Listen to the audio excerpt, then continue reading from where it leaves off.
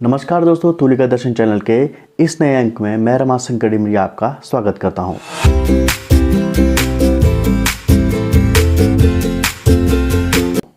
दोस्तों, आज के अंक में हम बात करेंगे क्या आईटी कला की जो भर्ती है वो कब आएगी और अगर आती है तो उसका पाठ्यक्रम किस तरीके से रहने वाला है।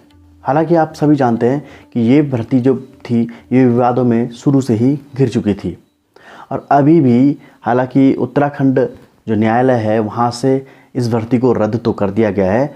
हालांकि कुछ अभ्यर्थी अभी भी इस मामले को सर्वोच्च न्यायालय में ले जा चुके हैं। वहाँ से अब क्या डिसीजन निकलने वाला है ये तो आने वाला वक्त ही बताएगा। कुछ अभ्यर्थी अभी भी इस आशा में हैं कि शायद नई विज्ञप्ति जारी हो जाएगी और अगर नई विज्ञप्ति जारी होती है तो पाठ्यक्रम क्या होगा ये हम सबको पता है कि बीएड के ही मसले पर ये विज्ञप्ति रद्द हुई थी। बीएड के ही कारण इस भर्ती परीक्षा का परिणाम रुका रहा, रिजल्ट निकला नहीं। तो आने वाले समय में जब भी अधीनस्थ सेवा चयन आयोग इस विज्ञप्ति को जारी करेगा तो उसमें पाठ्यक्रम क्या रहने वाला है इस पर हम आज के अंक में बात करेंगे। साथ ही जानेंगे कि हमें बीएड के कौन से टॉपिक्स हैं जिनको हमें पढ़ना होगा, जिनका रिवीजन हमको फिर से करना होगा ताकि आने वाले जो भी विज्ञप्ति है उसमें आप उत्तीर्ण हो सकें, उसको क्वालिफाई कर सकें। आज हम यही जानेंगे कि बीएड के वे कौन कौन से टॉपिक होंगे जिससे प्रश्न पूछे जाएंगे और कितने प्रश्न कला के क्षेत्र से पूछे जाएंगे जो आपका मेन सब्जेक्ट है। तो जो प्रश्न पूछे जाएंगे उसमें 70 और 30 का अनुपात रहेगा, यानी कि जो 30 प्रश्न होंगे वो शिक्षण अभिरुचि से, बाल मनोविज्ञान से, पेडागोजी के प्रश्न होंगे और जो 70 प्रश्न होंगे वो आपके चित्रकला से पूछे जाएंगे। तो आज हम इसी में बात करेंगे कि बीएड के वे कौन से टॉपिक्स हैं जो आपको रिवीजन करने हैं। तो इसमें आपको ध्यान में रखना होगा शिक्षण अभिरुचि, बाल मनोविज्ञान और जो लर्निंग वाला पोर्शन होता है अधिगम, उसमें से ही आपको प्रश्न पूछे जाएंगे और ये टॉपिक्स वाइज अलग अलग बांटे गए हैं। तो आज देखते हैं हम कि वो कौन कौन से टॉपिक हैं जिनको आपको देखना हो। तो हमारा जो पहला टॉपिक है शिक्षकों में छात्रों के प्रति अभिवृत्ति, यानी कि जहाँ पर शिक्षक और छात्र के सहसंबंध के बारे में बात की जाती है। दूसरा है सामाजिक परिपक्वता। इसमें देखा जाता है कि समाज के थ्रू परिपक्व बालक अधिगम के लिए कितने तैयार रहते हैं। तो इसमें बहुत सारे पक्ष आपको देखने को मिलेंगे। तीसरा है शिक्षा के प्रति अभिवृत्ति। चौथा टॉपिक है विचार संप्रेषण, अंतर्वैयक्तिक संप्रेषण। पांचवा टॉपिक है शिक्षण व्यवसाय व व्यावसायिक प्रतिबद्धता। यहाँ पे व्यवसाय से तात्पर्य उस पैसा कमाना नहीं है, यहाँ पर व्यवसाय से मतलब होता है कि आप अपने काम को कितने प्रोफेशनली ढंग से करते हैं। छठा टॉपिक है शैक्षिक प्रयोग, समस्याएं एवं नवाचार। यहाँ पर आपको ये देखना होता है कि यहाँ पर जो भी आपके सामने समस्याएं आती हैं अधिगम के समय में, लर्निंग के समय में, कि बच्चों के मेंटल लेवल एक से नहीं होते हैं। तो ऐसे में आप क्या इनोवेशन करते हैं, कैसे कैसे आप एक्सपेरिमेंट करते हैं, किन किन टीएलएम्स का आप उपयोग कर सकते हैं। तो ये सारे इस टॉपिक्स के अंदर आपको पूछे जाते हैं। सातवां है शिक्षक की योग्यताएं एवं गुण। यहाँ पर एक टीचर के अंदर क्वालिफ़िकेशन क्या होनी चाहिए, उसके अंदर कौन सी क्वालिफ़िकेशंस होनी चाहिए और क्या उसके अंदर क्वालिटीज़ होनी चाहिए। तो ये आपको बीएड में भली भांति सिखाया भी जाता है। आठवां टॉपिक है शिक्षण प्रकृति, उद्देश्य, अभिलक्षण एवं मूलभूत आवश्यकताएं। यहाँ पर शिक्षण की प्रकृति का जो उद्देश्य है, किस उद्देश्य के साथ में वो टीचिंग एबिलिटी क्या क्या होनी चाहिए, वो सारी की सारी यहाँ पर इस टॉपिक्स के अंदर ये सारे पॉइंट कवर हो जाते हैं। जो 9वां पॉइंट है वह है अधिगमकर्ता के अभिलक्षण, यानी कि जो लर्नर है उसके अंदर आपको जो क्वालिटीज़ डेवलप करनी है वो सारे के सारे पॉइंट इस 9वें पॉइंट के अंदर, इस 9वें टॉपिक्स में आपको मिल जाते हैं। 10वां पॉइंट है इसका शिक्षण को प्रभावित करने वाले कारक, यानी कि जो आप टीचिंग करते हैं उसको प्रभावित करने वाले कौन कौन से कारक हैं, जिन कारकों के द्वारा आप कभी कभी तो अपने टीचिंग में आप सफलता पा जाते हैं और कभी कभी आपकी टीचिंग उन उद्देश्यों को, उन एम्स को अचीव नहीं कर पाती है। तो ये सब पॉइंट्स जितने भी होंगे, इसके अंदर जितने भी सवाल बनते हैं शिक्षण को प्रभावित करने वाले कारकों से संबंधित, वो आपको इस 10वें प्रकरण में मिल जाएंगे। 11वां है शिक्षण की विधियाँ। अब हम सब जानते हैं कि अलग अलग शिक्षाविदों ने शिक्षण की अलग अलग विधियाँ बताई हुई हैं। कई लोग खेल खेल के द्वारा सिखा लेते हैं, कई कठिन से सरल की ओर जाते हैं, कई सरल से कठिन की ओर जाते हैं। तो ऐसी कई सारी विधियाँ बीएड के दौरान आपको सिखाई गई होंगी। तो यहाँ पर उनसे संबंधित करके प्रश्न पूछे जाएंगे। 12वां टॉपिक है शिक्षण की सहायक सामग्रियाँ। शिक्षण की जो सहायक सामग्रियाँ हैं, जिसमें आप चार्ट का इस्तेमाल कर सकते हो, TLMs का इस्तेमाल कर सकते हो, ऑडियो वीडियो का इस्तेमाल कर सकते हो, और भी रेफरेंसेस ले सकते हैं। ये सारी की सारी जो शिक्षण की सहायक सामग्रियाँ हैं उस टॉपिक्स के अंदर आपसे पूछी जाएंगी। 13वां पॉइंट है इसका, बच्चों में वृद्धि एवं विकास। वृद्धि एवं विकास में आनुवंशिकी एवं वातावरण का प्रभाव। यहाँ पर बच्चे की जो डेवलपमेंट है, ग्रोथ है, और जेनेटिकली एटमॉस्फेयर कैसा है बच्चे का, इससे संबंधित करके प्रश्न पूछे जाते हैं। तो यहाँ पर जो बच्चे का वृद्धि है या विकास है, उससे संबंधित करके ऐसे प्रश्न पूछे जाते हैं, क्योंकि आपने पढ़ा होगा कि शैशवावस्था होती है, किशोरावस्था होती है, युवावस्था होती है, और इनमें अलग अलग समय में हमारे मस्तिष्क में अलग अलग आवेग, संवेग, हमारे ज्ञानात्मक विकास होता है, संज्ञानात्मक विकास होता है। बच्चे की जो लर्निंग की प्रोसेस होती है वो स्टेप बाय स्टेप चलती रहती है और एक सतत प्रक्रिया होती है।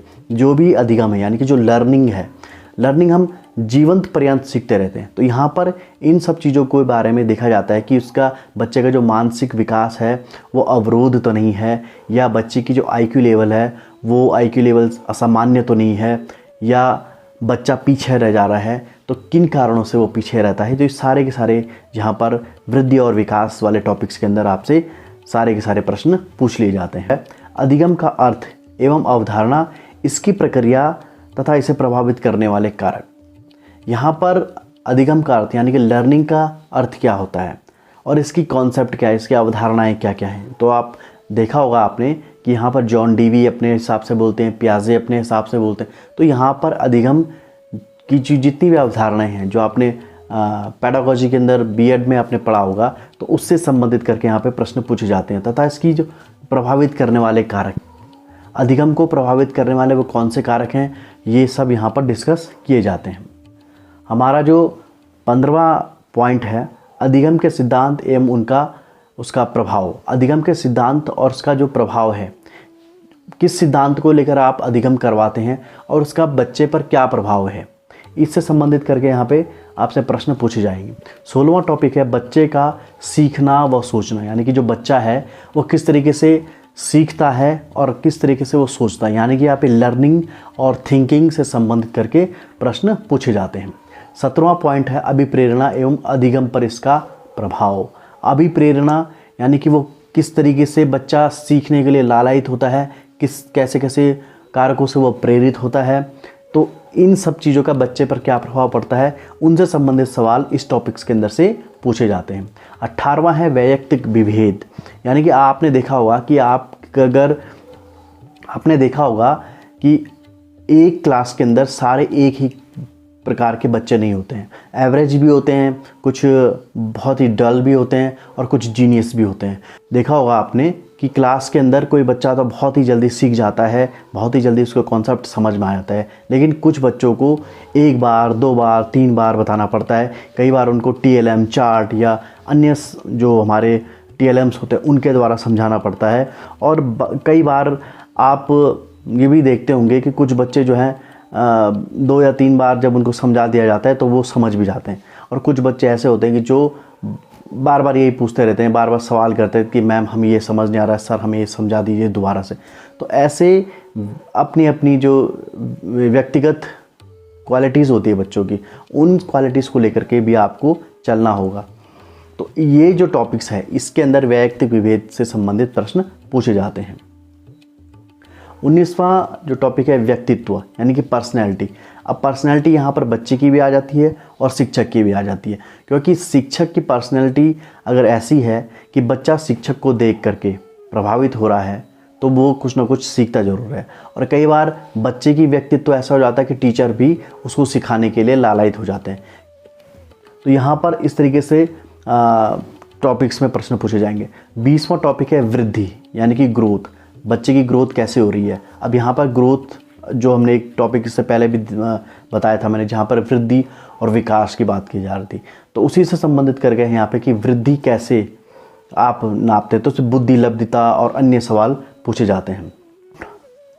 21वां जो टॉपिक है इसमें विशेष आवश्यकता वाले अधिगमकर्ता, यानी कि जिन बच्चों पे आपको विशेष फोकस करना होता है। अब वो विशेष आवश्यकता वाले बच्चे ऐसे बच्चे हो सकते हैं जिनको किसी प्रकार की कोई मानसिक रोग भी हो सकता है, या वे लर्निंग में बहुत स्लो चलते हैं। ऐसे बच्चों के लिए आपको कुछ जो आवश्यक टूल्स होते हैं या कुछ रेमेडीज़ दी जाती हैं, उपचारात्मक शिक्षा होती है, उससे संबंधित करके यहाँ पे प्रश्न पूछे जाएंगे। 22वां टॉपिक है अधिगमकर्ता की कठिनाइयाँ, अधिगम के पठार और लर्निंग गैप। तो यहाँ पर ठीक वही चीज़ें आई थी कि जैसे कुछ बच्चों के साथ में कठिनाई आती है, वे सीख नहीं पाते हैं, तो ऐसे बच्चों को आप किस तरीके से उनको लर्निंग की मुख्य धारा में लाते हैं, अधिगम की मुख्य धारा में लाते हैं, और जो लर्निंग गैप है उस गैप को कैसे आप फुलफ़िल कर पाते हैं, ये इस टॉपिक्स के अंदर पूछे जाते हैं। 23वां है सामंजस्य, यानी कि कोलैबोरेशन। बच्चों के साथ आप कैसे कोलैबोरेट करते हैं, क्योंकि जैसे मैंने कहा था कि अलग अलग प्रकार के बच्चे आपकी क्लास में होते हैं और आप उन बच्चों से कैसे सामंजस्य बिठाते हैं। तो अगर आपका सामंजस्य बच्चों के साथ नहीं है तो आपकी लर्निंग इफ़ेक्टिवली नहीं हो पाएगी, बच्चा कुछ नहीं सीख पाएगा और दोनों टीचर और स्टूडेंट दोनों का समय बर्बाद हो जाता है। तो यहाँ पर सामंजस्य कैसे बिठाया जाए, ये सब चीज़ें इसमें पूछी जाती हैं। जो हमारा 24वां टॉपिक होगा शिक्षण अधिगम प्रक्रिया, राष्ट्रीय पाठ्यचर्या रूपरेखा 2005 के संदर्भ में शिक्षण अधिगम रणनीति और विधियाँ। अब यहाँ पर शिक्षण अधिगम प्रक्रिया जो हमारी लर्निंग वाली जो प्रोसेस है उससे संबंधित करके पूछा जाएगा, और राष्ट्रीय पाठ्यचर्या रूपरेखा 2005। अब हो सकता है कि क्योंकि नई एजुकेशन पॉलिसी आ चुकी है तो हो सकता है कि नई एजुकेशन पॉलिसी के इसमें सवाल आपसे पूछ लिए जाएंगे।